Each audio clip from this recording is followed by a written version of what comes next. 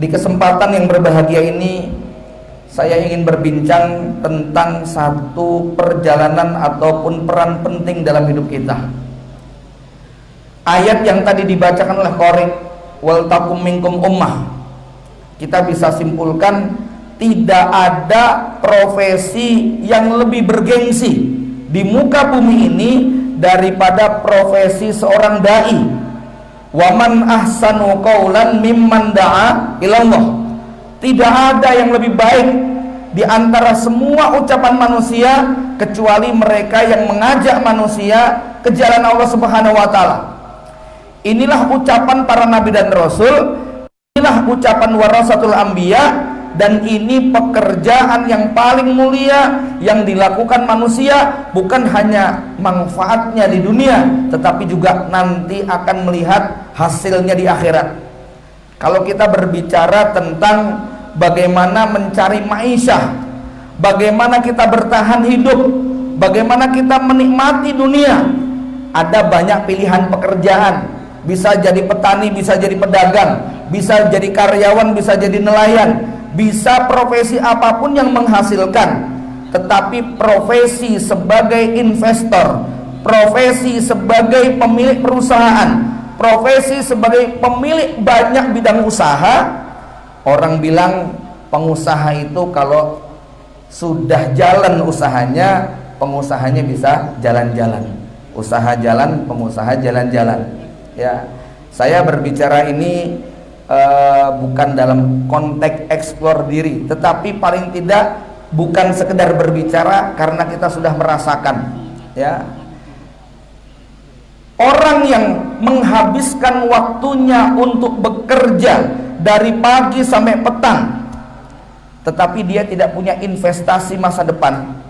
Bagaimana nanti kalau saya makin menua? Bagaimana kalau fisik saya makin melemah? Bagaimana kalau kemudian tenaga saya makin berkurang? Adakah orang yang masih memanfaatkan? Tentu psikologis ini berbanding terbalik dengan mereka yang dari sejak awal sudah menginvestasikan waktu, tenaga, pikiran dan hartanya sampai ketika dia sudah berusia tertentu. Sebutlah usia 40 yang digambarkan merupakan usia pemuda yang paling matang.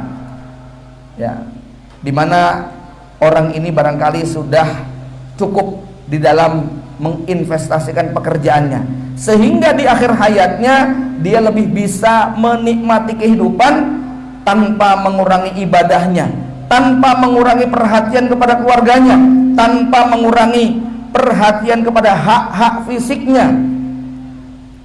Kita mendengar seorang Syekh Sulaiman Ar-Rajhi punya ribuan hektar kebun kurma, punya puluhan atau bahkan ratusan perusahaan raksasa. Kemarin membangunkan sebuah masjid termegah termewah setelah Masjidil Haram, yang air minumnya juga air Zam-Zam, satu-satunya masjid yang full di luar Masjidil Haram dan Masjid Nabawi yang airnya itu adalah air Zam-Zam. Beliau bangun atas nama ibunya. Beliau memiliki usaha yang sangat banyak sekali, termasuk bank-bank yang ada di Makkah dan Madinah dengan nama Bank Ar-Rajhi. Apa aktivitasnya di akhir hayat? Iktikaf terus di masjid. Gitu Pak. Enak nggak kira-kira Pak? Semuanya sudah dimudahkan, akhir hayatnya hidup dengan totalitas beribadah. Bapak Ibu, para ikhwan akhwat, para ustadz dan ustadzat yang dirahmati Allah Subhanahu wa taala. Maka pekerjaan menjadi juru dakwah ini berbicara tentang investasi akhirat yang sangat luar biasa. Karena Rasulullah SAW mengatakan, mandalla ala khair kana lahu ajru mislu man amila duna ayyang kussa min ujurim syai'a, atau kama qala Nabi SAW, la ayyahdiyallahu bika rajulan khairul laka min humurin na'am. Banyak dalil, ayat dan hadis yang menggambarkan tentang bergengsinya profesi sebagai juru dakwah. Satu orang yang mendapatkan hidayah, maka pahalanya akan menjadi milik orang yang menjadi petunjuk jalan baginya. Apalagi kalau kemudian 100, apalagi kalau kemudian 1000, maka para ustadz dan ustadzah yang menerima titipan amanah berupa para santri yang disekolahkan, dibimbing, dididik, bukan hanya transfer pengetahuan, tetapi transfer adab, transfer akhlak, transfer karakter kepada anak-anak para santri itu, yang setelah tumbuh dewasa mereka kemudian menjadi orang-orang hebat dalam amal, maka semua jejak mereka akan menjadi milik para ustadz ustadzah yang mengajar. Saya sering mengingatkan ibu-ibu sekalian, kalau bisa anak kita jangan sampai bisa membaca bismillah, diajarin sama ustadzahnya. Jangan sampai dia menghafal Al-Fatihah, diajari sama guru TPA-nya. Jangan sampai dia menghafalkan kalimat tasbih, takbir, tahmid, tahlil, itu diajari oleh guru ngajinya. Kalau bisa itu semua yang mengajarkan adalah ibunya, yang mengajarkan bapaknya, agar setiap ketika anak tadi mengambil air diminum, membaca bismillah, maka pahala itu menjadi milik bapak dan ibunya. Agar setiap anak melangkah membaca doa, masuk masjid membaca doa, masuk rumah membaca doa, mengenakan pakaian, istirahat dan sebagainya, semua tidak lepas daripada doa-doa standar, kalimat-kalimat thayyibah yang diajarkan. Maka semua pekerjaan anak tadi dia akan menjadi milik bapak dan ibunya karena dia yang mengajarkan. Ada yang bertanya, Ustadz, saya itu kan nyekolahkan anak saya, dia itu pinter, itu ya memang karena saya sekolahkan, ya saya sengaja sekolahkan mereka supaya ngerti Quran, ngerti sunnah, ngerti syariah. Apa saya nggak mendapatkan pahala juga dari pekerjaan saya? Ya, kita katakan Anda dapat, tapi paron-paron, ya itu pun kalau SPP-nya lunas, ya nggak minta keringanan gitu kan, ya Bapak Ibu yang dirahmati Allah. Ya artinya kalau kemudian kita punya anak dititipkan celung, kemudian kita tinggal, harta tidak kita berikan, maklumat tidak kita berikan, semuanya diserahkan kepada ustadz yang mengajar sekaligus mencari donasi, saya khawatir kalau semua kebaikan anak tadi itu dihabisi oleh para donatur. Ya, ini barangkali petunjuk bagi para ustadz kalau nanti pas lagi mau ngetes wali. Ya, saya suka begini Bapak Ibu, kalau ada wali mau nitipkan anak di sekolah, kemudian wawancara, biasanya ada orang tua yang mengatakan, Ustadz bisa nggak dapat keringanan, gitu ya. Saya kemudian sampaikan, Pak, kalau Bapak punya sepak tanah di pinggir jalan, luasnya hanya 500 meter, harga saat ini hanya 5 juta rupiah, tapi 4, 5, 6 tahun lagi naik jadi 5 miliar. Kira-kira dilepas nggak itu tanah? Yo nggak bakal saya lepas Ustaz. Ya, eman-eman. Lah bagaimana Bapak memenuhi kebutuhan? Yes, pokoknya saya akan kerja keras. Gimana caranya saya nggak akan melepas. Apapun yang terjadi, utang biarin. Pokoknya siang malam saya kerja, banting tulang, peras keringat akan saya lakukan. Yang penting tidak saya lepaskan di tanah. Wong sekarang harganya cuma segini, 5 tahun lagi naik 1000 kali lipat. Saya bilang, anak kita lebih mahal daripada sepetak tanah. Capek kita ngurus dari kecil, capek badan kita ngurus sampai dia dewasa, sampai dia akil balik. Begitu akil balik, diserahkan kepada investor untuk dibiayai. Ibarat kita punya bibit yang sudah kita deder, begitu sudah mau tumbuh, dibeli sama orang, lalu ditanam di kebun mereka. Ya, gitu Ustaz ya? Iya, ya sudah, bismillah, saya akan pikul sendiri semua. Ah, gitu Pak. Gitu ya.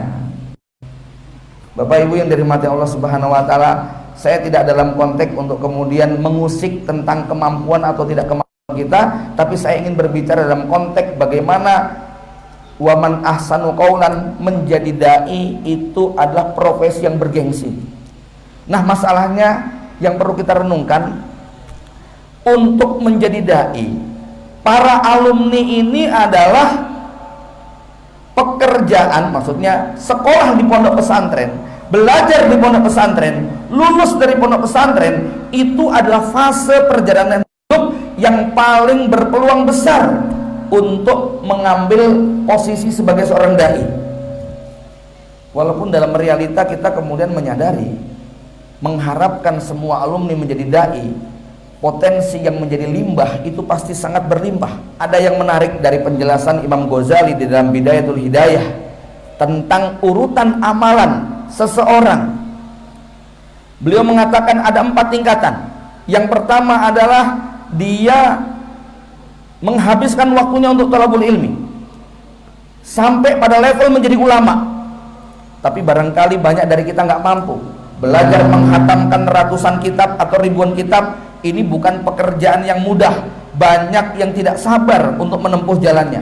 Kalau ini tidak mampu, kata Imam Ghazali, lakukan yang kedua, habiskan waktu Anda untuk ibadah. Habiskan waktu Anda untuk zikir, doa, baca Quran dan sebagainya. Tapi kalau Anda juga tidak mampu melakukan ini, maka yang ketiga pilihannya adalah pilih pekerjaan yang membantu manusia untuk bisa beribadah dan bisa menuntut ilmu. Ya, pilih pekerjaan yang bisa membantu orang dalam rangka menuntut ilmu dan dalam rangka beribadah. Apa bentuk pekerjaannya? Sangat banyak sekali. Maka pesantren termasuk tempat yang menggabungkan tiga-tiganya. Di dalamnya ada para penuntut ilmu, di dalamnya ada orang-orang yang rajin ibadah, dan di dalamnya ada orang-orang yang membantu kedepannya untuk dimudahkan. Karena nggak bisa kita menuntut ilmu tanpa ada sarana prasarana. Kalau tadi disampaikan pesan kepada kami bahwa fisik itu tentu bukan inti pendidikan, karena inti ada pada ruh. Tetapi ketampanan fisik itu juga punya pengaruh. Ya, bagusnya sarana, bagusnya fasilitas tidak bisa kita tolak. Itu memudahkan orang untuk semangat belajar. Ya, walaupun sekali lagi, kalau memang semangatnya nggak ada, bangunan sebagus apapun juga tidak memberikan pengaruh.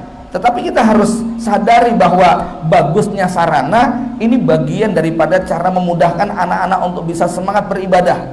Itu kenapa kita semangat ibadah di Masjidil Haram, di Masjid Nabawi, karena memang sarananya, tempatnya begitu menyenangkan. Ya, Bapak Ibu yang dirahmati Allah Subhanahu wa taala, kalau kita mengacu kepada pendapat Imam Ghazali tadi tentang ranking yang ketiga yang mereka membantu, saya mengajak kepada para ikhwan-ikhwan, kalau Anda pengen jadi tukang masak, jadi master chef, jadilah tukang masak di pondok. Yang Anda masakan, menu yang Anda buat itu akan dikonsumsi oleh para ustadz, para santri, para penghafal Quran, para penuntut ilmu. Anda pengen jadi satpam pondok, masjid. Anda pengen jadi supir, jadi supirnya kiai, jadi supirnya ustadz, jadi supirnya orang soleh. Maka membantu mereka untuk bisa menunaikan kewajiban ibadah dan menuntut ilmu akan mendapatkan pahala. Kenapa? Kita paham dalam konsep amal jama'i, maka unsur apapun itu penting. Kalau kita tanya mobil itu yang paling urgen apanya?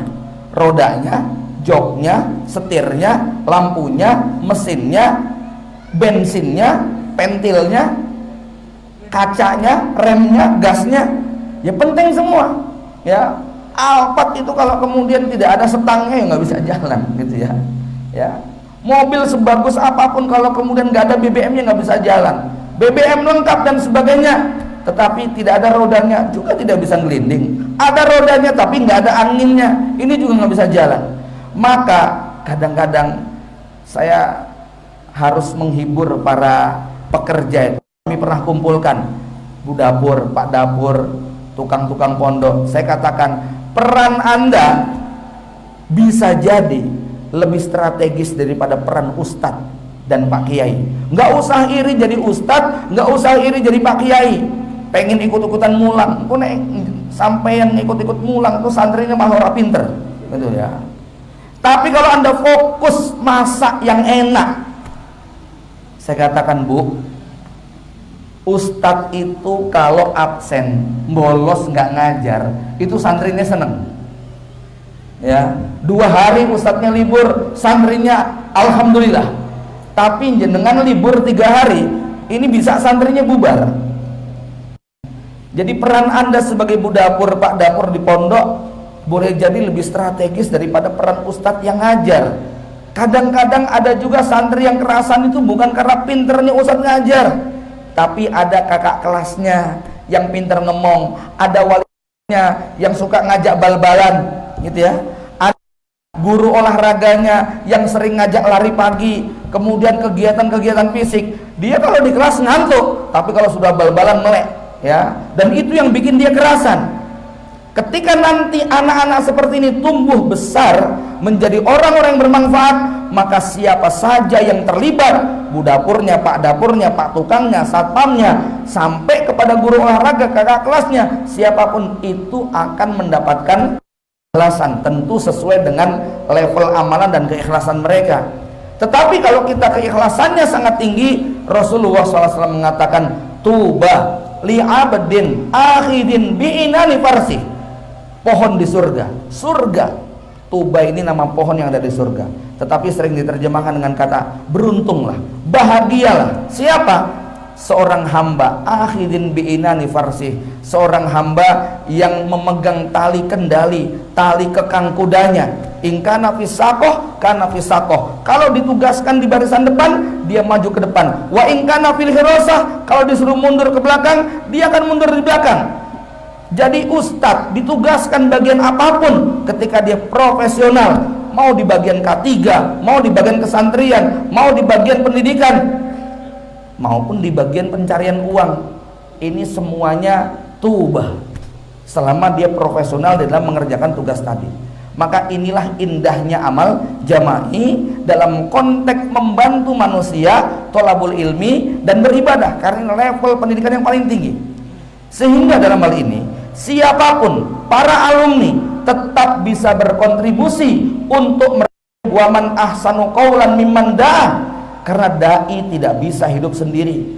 Dai itu butuh EO. Kalau hari ini salah satu yang sedikit menggugah kami dalam dunia dakwah ketika kemarin kunjungan ke Syamila, ke kantor Syamila punya Ustadz Umar Mita, alumni kami di Pondok Darussahadah angkatan kedua ya. Saya sempat mengajar 1 tahun 3 bulan saja, dan beliau hari ini menempuh satu jalan dakwah yang unik di dunia dakwah digital. Beliau mengingatkan tentang 2 hal. Dakwah itu ada konten, ada packaging, ada isi, ada bungkus. Banyak dari kita yang isinya, kontennya bagus, tetapi casing, bungkusnya, packagingnya sangat jelek, sehingga harganya sangat murah, orang banyak tidak tertarik. Beliau menemukan konsep itu ketika pandemik.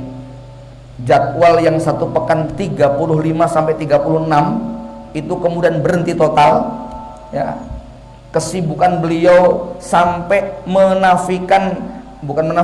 sampai kadang-kadang melupakan keluarga dan sebagainya. Bayangkan 36 kali manggung sepekan, berarti 1 hari 5 kali Pak, 5 kali 6 kali, itu dari ibadah subuh sampai isya. Saat pandemik berhenti, beliau kemudian totalitas di dunia dakwah digital, cari orang-orang terbaik, sampai kemudian bikin studio. Lahirlah yang kemudian populer namanya Samilah Series, dimana orang untuk nonton harus berbayar. Subhanallah ya, ini lebih bermartabat. Bikin video yang terbaik, bikin studio harganya miliaran, kemudian setiap kali bikin acara, satu syutingan anggarannya mungkin sampai 300-400 juta rupiah. Tetapi begitu jadi, subhanallah, The Day After Yurdi itu ditonton oleh 9.000 orang. Kalau bicara bisnis Pak ya, silahkan dihitung 200.000 kali 9.000, ketemu 1,8 M gitu ya.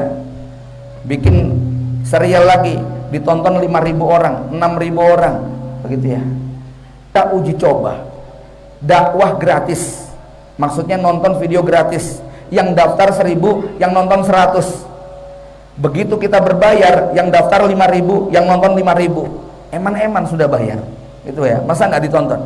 Maka kita buat dakwah berseri, menyelesaikan 1 kitab, karena sekali 1 tema biasanya 15 seri, 16 seri, dan yang terbaru yang kemarin This is the End 45 seri, 45 tayangan ya, Masya Allah. Dunia yang sangat baru. Ceramah di hadapan 200 orang, itu panitianya sudah pontang-panting. apalagi ceramah di hadapan 2.000 orang, izinnya kemana-mana. Tapi ceramah di hadapan 10.000 orang, cukup di dalam studio, diurus oleh 2 panitia saja, gitu ya. Dan itu bisa stabil, pengikutnya nggak gonta-ganti, mereka mengikuti dari awal sampai akhir karena eman-eman udah bayar. Pada saat yang sama nggak perlu komen, nggak perlu kemudian bikin slogan siapkan infak terbaik, itu nggak perlu gitu ya. Masya Allah ya. Akhirnya beliau kemudian hari ini stop daripada dakwah offline. Saya tanya apa alasannya, Ustadz? Dakwah offline merusak konsep sosial saya. Mau takziah nggak bisa, mau birrul walidain nggak bisa, mau nganter anak istri nggak bisa, mau ngambil rapot nggak bisa, taklim terus begitu ya.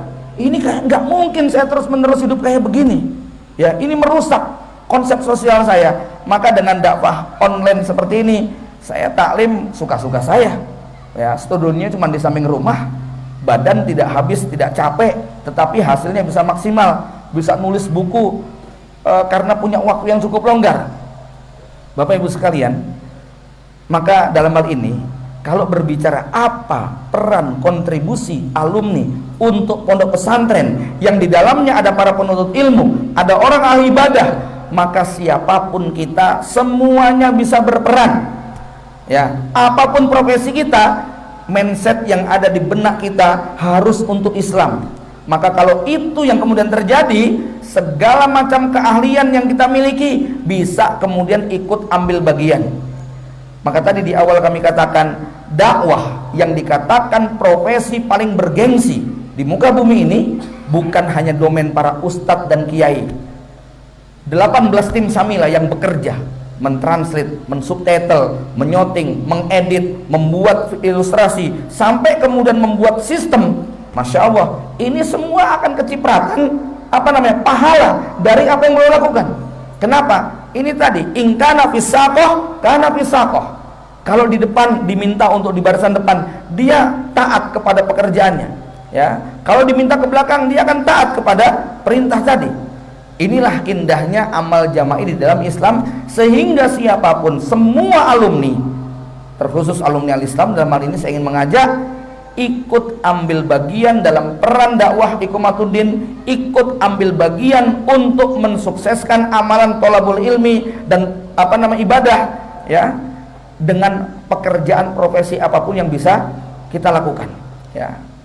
Maka ilustrasi sederhana daripada dakwah ini, umat yang ada di kanan kiri kita ini mirip seperti peralatan elektronik. Ada kipas angin, ada lampu, ada LCD, ada laptop, ada HP, ada rice cooker, ada berbagai macam alat elektronik. Semua alat elektronik itu baru bisa menjalankan fungsinya, baru bisa memberikan manfaat kalau ada energi listrik yang disambungkan, ada energi listrik yang dialirkan. Kalau tidak ada, maka semua benda-benda elektronik yang tadi kita sebutkan paling banter menjadi pajangan, tapi kebanyakan jadi rongsokan. Umat potensinya semacam itu, harta umat, kemudian potensi umat dan semuanya kalau tidak diberi aliran listrik, maka dia akan menjadi sampah, dia akan menjadi limbah, paling banter mah hanya menjadi pajangan saja yang kadang-kadang bikin kita jengkel. Ada kipas tapi nggak nyala ya, ada kulkas tetapi nggak dingin, ada setrika tapi nggak panas. Ini bikin jengkel orang yang punya. Nah, tugas kita para dai itu adalah mengalirkan energi listrik tadi sehingga mereka kemudian memberikan kontribusi kepada kita. Lihat berapa banyak orang-orang kaya yang kebingungan menyalurkan hartanya, lalu disentuh oleh kalimat-kalimat indah seorang dai, akhirnya kemudian dana yang tadinya mau dibelokkan buat bikin tempat pesta, pusat hiburan, diubah menjadi pondok pesantren. Di Jawa Barat ada seorang kawan kami yang mampu menyihir, maksudnya mampu menghipnotis, mampu membujuk seorang miliarder dia punya banyak sekali aset dan sebagainya, bahkan sampai asetnya menjadi milik pemerintah, maksudnya menjadi pemasukan Pemda, tapi diubah jadi pondok pesantren karena kemampuan ikhwan ini untuk kemudian menjelaskan, ya. Maka Bapak Ibu yang dirahmati Allah, setiap kita bisa mengambil peran seperti mengalirkan listrik tadi kepada benda-benda elektronik supaya dia bermanfaat.